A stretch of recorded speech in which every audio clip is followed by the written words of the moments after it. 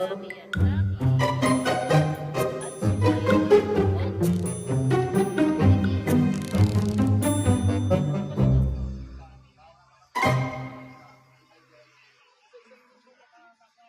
At sumayon.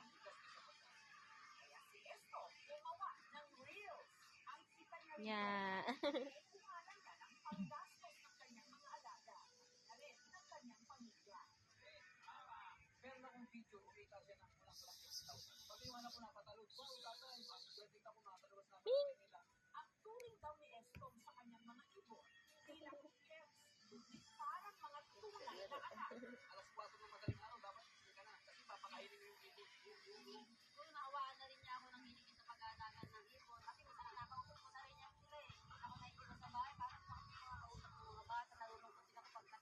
Yung mga ibon po kasi ni tatay, parang kapatid na din po namin, kaya parang di na din po kami nakakaramdam ng selos.